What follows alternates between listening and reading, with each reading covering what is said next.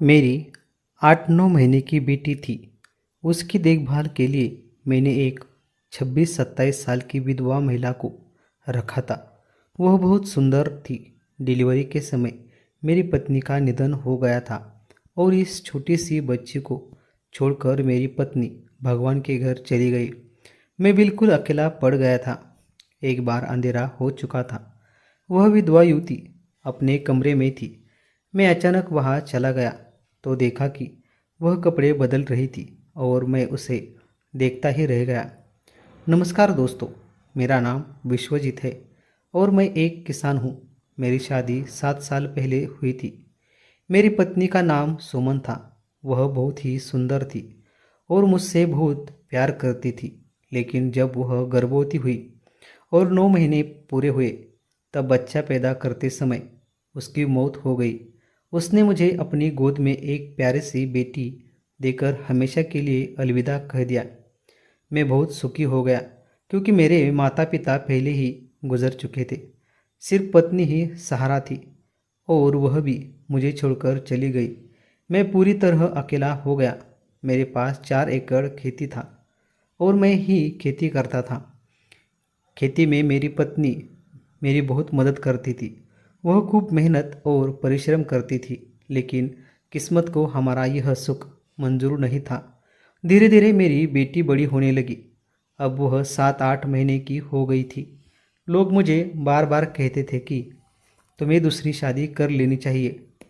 मैंने कुछ लड़कियां देखी, लेकिन शादी हो ही नहीं पाई। जब भी उन्हें पता चलता कि मेरी गोद में पहले से एक बेटी है तो कोई शादी के लिए तैयार नहीं होता था। और जब उन्हें पता चलता कि मैं किसान हूँ तो वे सीधे मना कर देते। कहते, हमारी बेटी को खेती में कड़ी मेहनत करनी पड़ेगी और तुम्हारी बेटी को भी संभालना पड़ेगा। इस तरह सबने नकार दिया। तब मैंने दूसरी शादी करने का विचार ही छोड़ दिया। मैं अपनी 8-9 महीने की बेटी को कपड़े में पीठ पर बांधकर खेत में काम करता था। मेरे पास 4 एकड़ खेत था और अकेले सब कुछ संभालना मुश्किल था। कुछ मज़दूरों से काम करवा लेता, लेकिन खाना बनाना, बेटी को संभालना, उसे दूध पिलाना, सुलाना, यह सब अकेले करना मेरे लिए बहुत कठिन था। मेरी बेटी बार बार रोती तो मुझे और भी समय नहीं मिल पाता। तब मैंने सोचा कि बेटी को संभालने के लिए मुझे किसी औरत की ज़रूरत है ताकि मैं खेती पर ध्यान दे सकूं। खेत में फसल खड़ी थी। अब लापरवाही करना ठीक नहीं था। इसलिए मैंने अपने कुछ दोस्तों और रिश्तेदारों से कहा कि अगर कोई महिला कामगार हो जो मेरी बच्ची को देखभाल कर सके और खाना भी बना सके तो मुझे बताना। तभी मेरे पड़ोस के गांव के एक दोस्त ने मुझे फ़ोन किया और कहा, एक महिला है जिसे काम की ज़रूरत है, उसका कोई नहीं है। देख, यह अच्छी मौका है। वह तेरी बेटी को अच्छे से संभालेगी और काम भी अच्छे से करेगी। मैंने कहा, ठीक है। अगले दिन सुबह करीब 8 बजे वह महिला मेरे घर आई। उस समय मैं नहा धोकर बाल संवार रहा था। वह आई और बोली, मुझे विश्वजीत साहब से मिलना है। मैंने कहा, मैं ही विश्वजीत हूँ, कहिए। तब उसने कहा, मुझे एक काम चाहिए था। सुना है आपके घर एक बच्ची को संभालने का काम है। मैंने कहा, हाँ, सही सुना। फिर हम दोनों बैठकर बातें करने लगे। वह औरत बहुत सुंदर थी, करीब 27-28 साल की होगी। उसने बहुत सुंदर रंग की साड़ी पहनी थी। उसके बाल खुले हुए थे, आंखें काली और बड़ी बड़ी सुंदर लग रही थी। वह उसके माथे पर बिंदी नहीं थी। शायद वह विधवा थी। मैंने उससे पूछा, तुम्हारा नाम क्या है? तुम किस गांव की हो? पहले क्या काम करती थी? सब बताओ। तब वह बोली, मेरा नाम सुनीता है। मैं विधवा हूँ और मेरा कोई नहीं है। मैं अकेली हूँ। यह सुनकर मुझे बहुत दुख हुआ और मैंने सोचा, इसकी भी हालत मेरी जैसी ही है। फिर मैंने कहा, तुम्हें मेरी 9 महीने की बेटी को देखभाल करनी होगी और खाना भी बनाना होगा। वह बोली, ठीक है। फिर उसने कहा, मेरे रहने की कोई व्यवस्था नहीं है। मैंने कहा, कोई समस्या नहीं। मेरे घर में 3 कमरे हैं। उसमें से एक कमरे में तुम रह सकती हो, बाकी 2 कमरों में से एक रसोई के लिए होगा और एक मैं रहूँगा। फिर सुनीता एक कमरे में रहने लगी। अब मैं निश्चित हो गया था और खेत पर काम करने जाने लगा। मेरी बेटी की वह बहुत अच्छे से देखभाल करती थी। उसे मेरी बेटी से बहुत लगाव हो गया था और वह उस पर बहुत प्यार लुटाती थी। हमारे दोनों का खाना बनाना, बर्तन धोना, घर की सफाई सब कुछ वही करती थी। मैंने तय किया था कि उसे अच्छा वेतन दूंगा। मैं रोज़ सुबह खेत में चला जाता और वह रोज़ करीब 11 बजे सिर पर रोटियां का पोटला बांधकर खेत पर मेरे लिए खाना लेकर आती, मुझे खाना देती और फिर वापस घर चली जाती। वह बहुत मेहनती और कष्ट सहने वाली औरत थी। देखने में भी बहुत सुंदर लगती थी। धीरे धीरे दिन बीतने लगे और सब हमारी नज़रें एक दूसरे से मिलने लगी थी। मुझे उसकी आदत पड़ चुकी थी, लेकिन सुनीता की तरफ से मुझे कभी भी किसी तरह की कोई बुरी हरकत या गलत व्यवहार महसूस नहीं हुआ। वह बहुत ईमानदार थी। एक बार दोपहर में जब वह खाना लेकर खेत में आई, उस समय बरसात का मौसम था, उसने मुझे डिब्बा दिया और मैं बोला, थोड़ा बैठ जाओ, थक गई होगी। वह बैठ गई और हम बातें करने लगे। उसने मुझसे पूछा कि मेरी पत्नी कैसे मरी और मैंने दूसरी शादी क्यों नहीं की। मैंने उसे सब बताया कि मेरी पत्नी इस बच्ची को जन्म देते समय ही मर गई और मैंने बहुत लड़कियां देखी, पर किसी ने मुझसे शादी करनी स्वीकार नहीं की। फिर मैंने भी उससे पूछा कि उसने दूसरी शादी क्यों नहीं की। तब वह बोली कि वह गरीब है, उसका कोई घर बार नहीं है और उसकी हालात देखकर कोई उससे शादी नहीं करेगा। वह जब बोलती थी तो उसका आवाज़ बहुत नर्म और प्यारा लगता था। उसका स्वर बहुत मधुर था। तभी आसमान में बादल छा गए। काले काले घने बादल जमा हो गए और अचानक तेज बारिश शुरू हो गई। बारिश इतनी ज़्यादा थी कि हमें ज़रा भी फुर्सत नहीं मिली। चूँकि बरसात मौसम था, इसलिए मैंने अपने पास एक रेनकोट रखा हुआ था, लेकिन अब हम दोनों साथ थे। मुझे बारिश में भीगने की आदत थी, इसलिए मैंने रेनकोट सुनीता को पहना दिया और खुद बारिश में भीगने लगा। जब मैं बारिश में भीग रहा था तो सुनीता मुझे बड़ी गहराई से देख रही थी। शायद उसे यह सब अच्छा नहीं लगा रहा था और उसके मन में मेरे लिए चिंता भी थी। बारिश रुकने का नाम ही नहीं ले रही थी, तो मैंने सुनीता से कहा, चलो अब घर चलते हैं, बारिश थमने के कोई आसर नहीं है। हम दोनों घर की ओर चल पड़े। खेत में पानी और कीचड़ भरा हुआ था। चलते चलते पैरों का फिसलना शुरू हो गया। कीचड़ में चलते हुए सुनीता का पैर बार बार फिसलने लगा, तो मैंने उसका हाथ पकड़ लिया ताकि उसे सहारा मिल सके।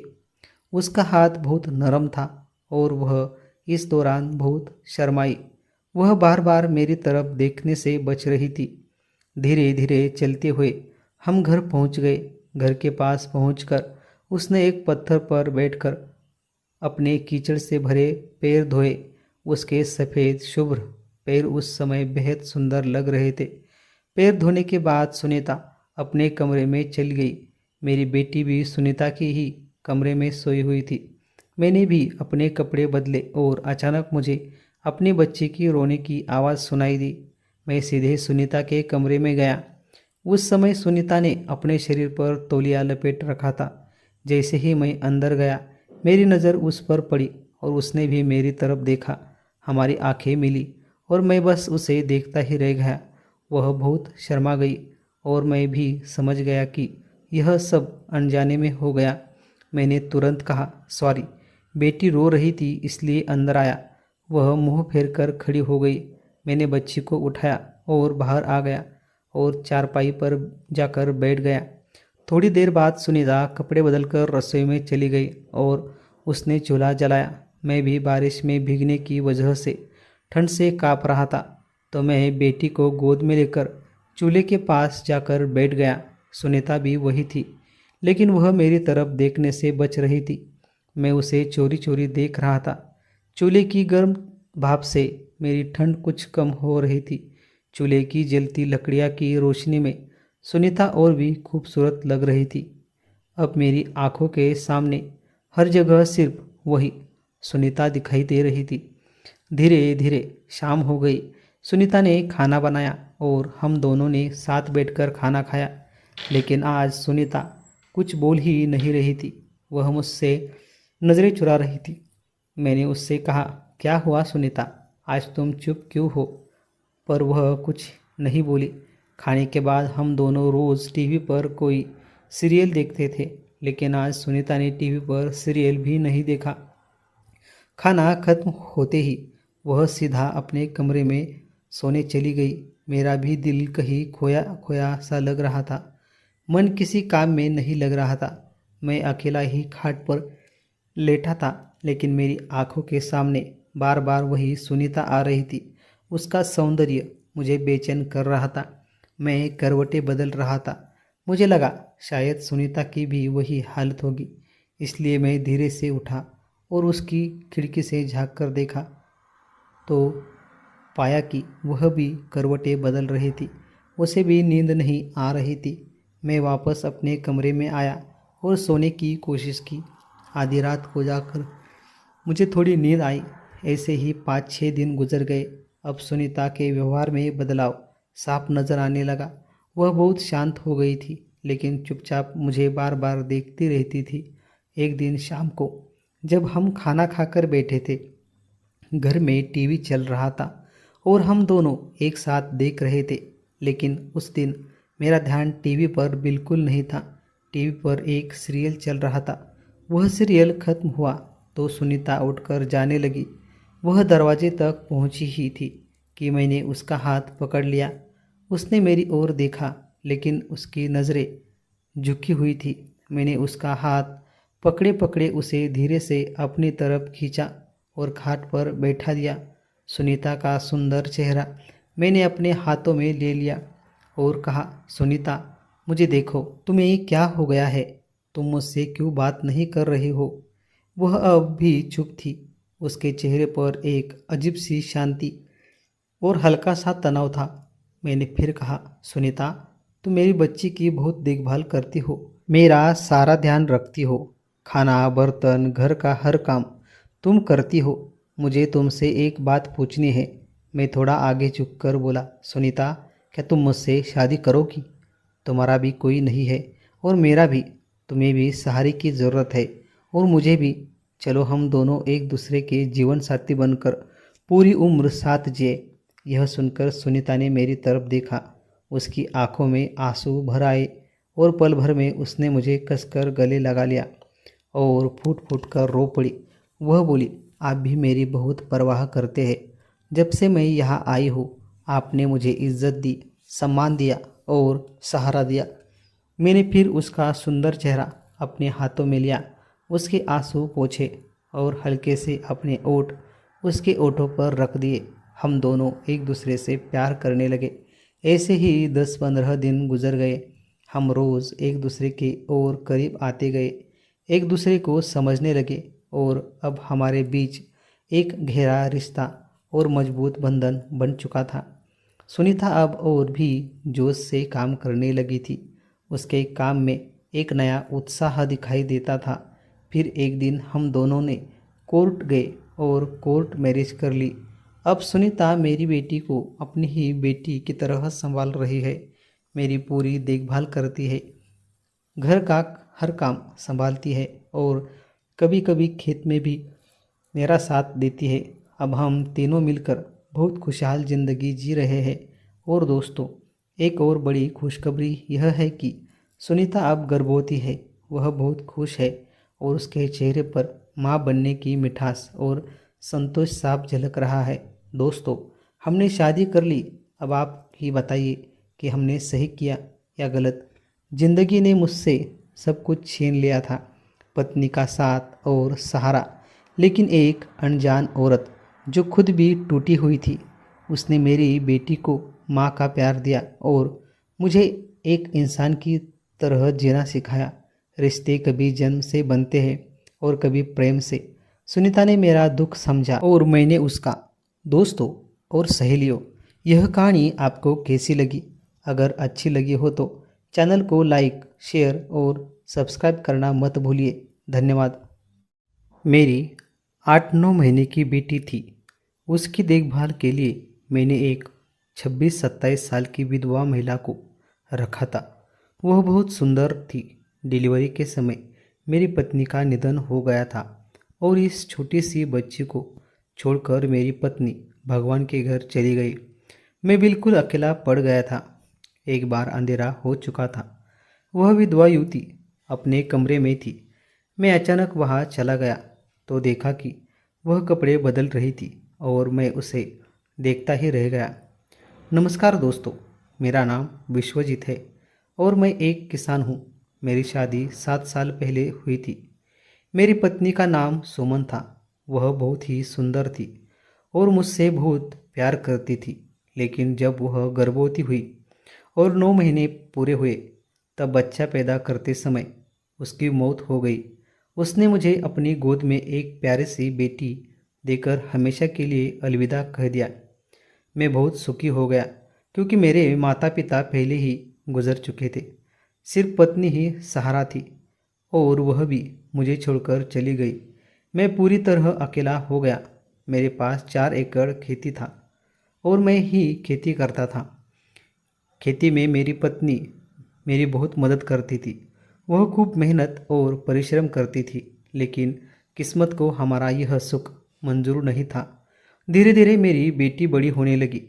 अब वह 7-8 महीने की हो गई थी। लोग मुझे बार बार कहते थे कि तुम्हें दूसरी शादी कर लेनी चाहिए। मैंने कुछ लड़कियां देखी, लेकिन शादी हो ही नहीं पाई। जब भी उन्हें पता चलता कि मेरी गोद में पहले से एक बेटी है तो कोई शादी के लिए तैयार नहीं होता था। और जब उन्हें पता चलता कि मैं किसान हूँ तो वे सीधे मना कर देते। कहते, हमारी बेटी को खेती में कड़ी मेहनत करनी पड़ेगी और तुम्हारी बेटी को भी संभालना पड़ेगा। इस तरह सबने नकार दिया। तब मैंने दूसरी शादी करने का विचार ही छोड़ दिया। मैं अपनी 8-9 महीने की बेटी को कपड़े में पीठ पर बांधकर खेत में काम करता था। मेरे पास 4 एकड़ खेत था और अकेले सब कुछ संभालना मुश्किल था। कुछ मजदूरों से काम करवा लेता, लेकिन खाना बनाना, बेटी को संभालना, उसे दूध पिलाना, सुलाना, यह सब अकेले करना मेरे लिए बहुत कठिन था। मेरी बेटी बार बार रोती तो मुझे और भी समय नहीं मिल पाता। तब मैंने सोचा कि बेटी को संभालने के लिए मुझे किसी औरत की ज़रूरत है ताकि मैं खेती पर ध्यान दे सकूं। खेत में फसल खड़ी थी। अब लापरवाही करना ठीक नहीं था। इसलिए मैंने अपने कुछ दोस्तों और रिश्तेदारों से कहा कि अगर कोई महिला कामगार हो जो मेरी बच्ची को देखभाल कर सके और खाना भी बना सके तो मुझे बताना। तभी मेरे पड़ोस के गांव के एक दोस्त ने मुझे फ़ोन किया और कहा, एक महिला है जिसे काम की ज़रूरत है, उसका कोई नहीं है। देख, यह अच्छी मौका है। वह तेरी बेटी को अच्छे से संभालेगी और काम भी अच्छे से करेगी। मैंने कहा, ठीक है। अगले दिन सुबह करीब 8 बजे वह महिला मेरे घर आई। उस समय मैं नहा धोकर बाल संवार रहा था। वह आई और बोली, मुझे विश्वजीत साहब से मिलना है।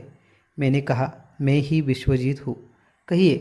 तब उसने कहा, मुझे एक काम चाहिए था। सुना है आपके घर एक बच्ची को संभालने का काम है। मैंने कहा, हाँ, सही सुना। फिर हम दोनों बैठकर बातें करने लगे। वह औरत बहुत सुंदर थी, करीब 27-28 साल की होगी। उसने बहुत सुंदर रंग की साड़ी पहनी थी। उसके बाल खुले हुए थे, आंखें काली और बड़ी बड़ी सुंदर लग रही थी। वह उसके माथे पर बिंदी नहीं थी। शायद वह विधवा थी। मैंने उससे पूछा, तुम्हारा नाम क्या है? तुम किस गांव की हो? पहले क्या काम करती थी? सब बताओ। तब वह बोली, मेरा नाम सुनीता है। मैं विधवा हूँ और मेरा कोई नहीं है। मैं अकेली हूँ। यह सुनकर मुझे बहुत दुख हुआ और मैंने सोचा, इसकी भी हालत मेरी जैसी ही है। फिर मैंने कहा, तुम्हें मेरी 9 महीने की बेटी को देखभाल करनी होगी और खाना भी बनाना होगा। वह बोली, ठीक है। फिर उसने कहा, मेरे रहने की कोई व्यवस्था नहीं है। मैंने कहा, कोई समस्या नहीं। मेरे घर में 3 कमरे हैं। उसमें से एक कमरे में तुम रह सकती हो, बाकी 2 कमरों में से एक रसोई के लिए होगा और एक मैं रहूँगा। फिर सुनीता एक कमरे में रहने लगी। अब मैं निश्चित हो गया था और खेत पर काम करने जाने लगा। मेरी बेटी की वह बहुत अच्छे से देखभाल करती थी। उसे मेरी बेटी से बहुत लगाव हो गया था और वह उस पर बहुत प्यार लुटाती थी। हमारे दोनों का खाना बनाना, बर्तन धोना, घर की सफाई सब कुछ वही करती थी। मैंने तय किया था कि उसे अच्छा वेतन दूंगा। मैं रोज़ सुबह खेत में चला जाता और वह रोज़ करीब 11 बजे सिर पर रोटियां का पोटला बांधकर खेत पर मेरे लिए खाना लेकर आती, मुझे खाना देती और फिर वापस घर चली जाती। वह बहुत मेहनती और कष्ट सहने वाली औरत थी। देखने में भी बहुत सुंदर लगती थी। धीरे धीरे दिन बीतने लगे और सब हमारी नज़रें एक दूसरे से मिलने लगी थी। मुझे उसकी आदत पड़ चुकी थी, लेकिन सुनीता की तरफ से मुझे कभी भी किसी तरह की कोई बुरी हरकत या गलत व्यवहार महसूस नहीं हुआ। वह बहुत ईमानदार थी। एक बार दोपहर में जब वह खाना लेकर खेत में आई, उस समय बरसात का मौसम था। उसने मुझे डिब्बा दिया और मैं बोला, थोड़ा बैठ जाओ, थक गई होगी। वह बैठ गई और हम बातें करने लगे।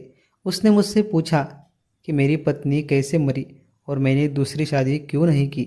मैंने उसे सब बताया कि मेरी पत्नी इस बच्ची को जन्म देते समय ही मर गई और मैंने बहुत लड़कियां देखी, पर किसी ने मुझसे शादी करनी स्वीकार नहीं की।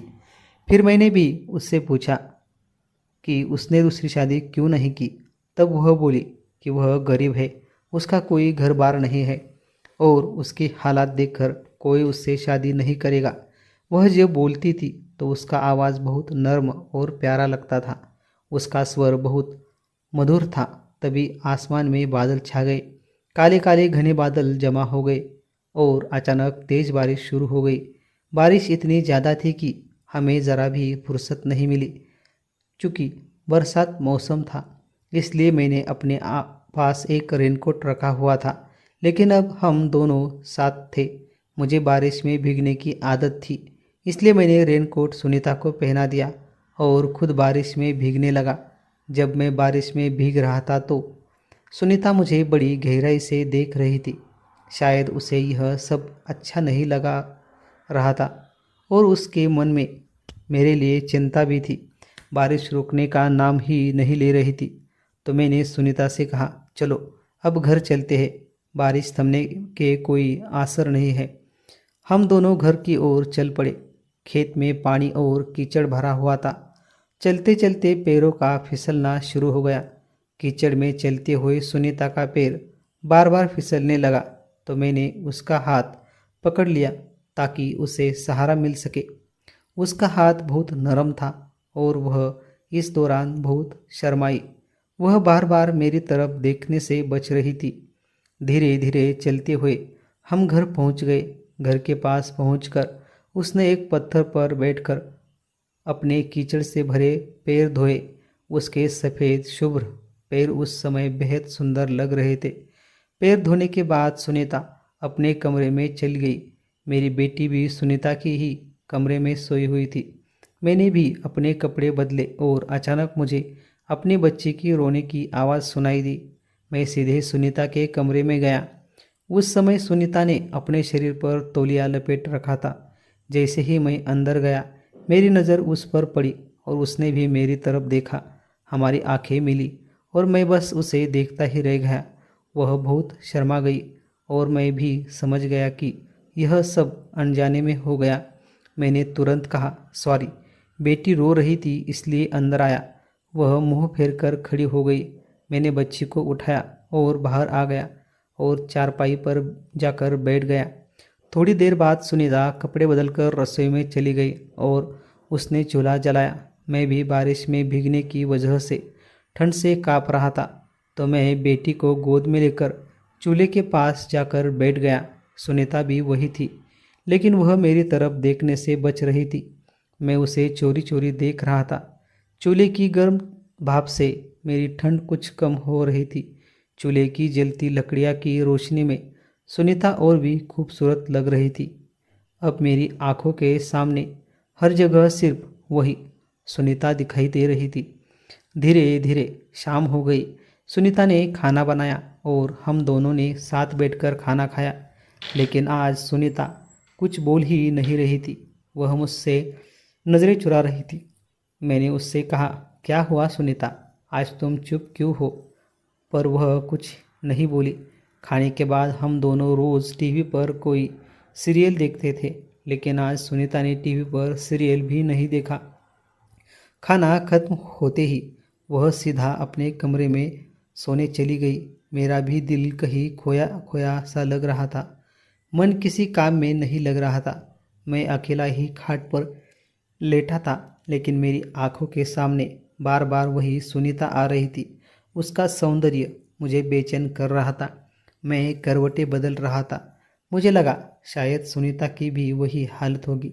इसलिए मैं धीरे से उठा और उसकी खिड़की से झांक कर देखा तो पाया कि वह भी करवटें बदल रही थी।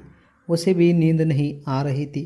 मैं वापस अपने कमरे में आया और सोने की कोशिश की। आधी रात को जाकर मुझे थोड़ी नींद आई। ऐसे ही 5-6 दिन गुजर गए। अब सुनीता के व्यवहार में बदलाव साफ नजर आने लगा। वह बहुत शांत हो गई थी, लेकिन चुपचाप मुझे बार बार देखती रहती थी। एक दिन शाम को जब हम खाना खाकर बैठे थे, घर में टीवी चल रहा था और हम दोनों एक साथ देख रहे थे। लेकिन उस दिन मेरा ध्यान टीवी पर बिल्कुल नहीं था। टीवी पर एक सीरियल चल रहा था। वह सीरियल खत्म हुआ तो सुनीता उठकर जाने लगी। वह दरवाजे तक पहुंची ही थी कि मैंने उसका हाथ पकड़ लिया। उसने मेरी ओर देखा, लेकिन उसकी नज़रें झुकी हुई थी। मैंने उसका हाथ पकड़े पकड़े उसे धीरे से अपनी तरफ खींचा और खाट पर बैठा दिया। सुनीता का सुंदर चेहरा मैंने अपने हाथों में ले लिया और कहा, सुनीता, मुझे देखो, तुम्हें क्या हो गया है? तुम मुझसे क्यों बात नहीं कर रही हो? वह अब भी चुप थी। उसके चेहरे पर एक अजीब सी शांति और हल्का सा तनाव था। मैंने फिर कहा, सुनीता, तुम मेरी बच्ची की बहुत देखभाल करती हो, मेरा सारा ध्यान रखती हो। खाना, बर्तन, घर का हर काम तुम करती हो। मुझे तुमसे एक बात पूछनी है। मैं थोड़ा आगे झुककर बोला, सुनीता, क्या तुम मुझसे शादी करोगी? तुम्हारा भी कोई नहीं है और मेरा भी। तुम्हें भी सहारे की ज़रूरत है और मुझे भी। चलो हम दोनों एक दूसरे के जीवन साथी बनकर पूरी उम्र साथ जिए। यह सुनकर सुनीता ने मेरी तरफ देखा।